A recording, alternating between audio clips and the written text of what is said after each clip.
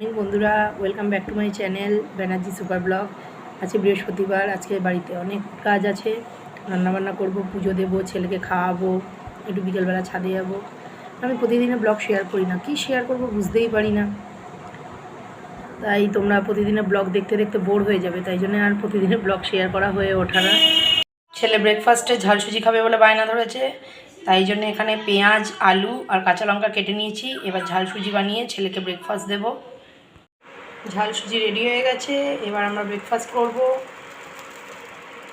আচ্ছা, ঘর পরিষ্কার করতে করতেই আমার অনেক সময় চলে গেল। এগুলোকে সব ঝাড়পোছ করে দিলাম, একটু গুছিয়ে নিলাম সুন্দর করে। আবার দেখো তোমরা, এগুলোকে ঠিক জায়গায় রাখলাম।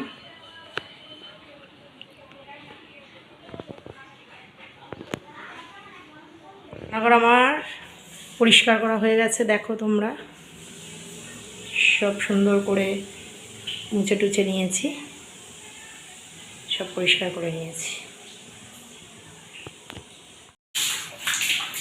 দেখো একা একাই চান করা শুরু করে দিয়েছে।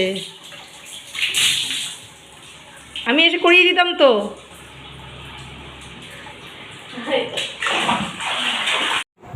এখন ছেলেকে খাইয়ে দিচ্ছি, এরপর আমি খাবো, খেয়ে একটু ঘুমাবো দুজনে, তারপরে বিকেলবেলায় ছাদে যাবো।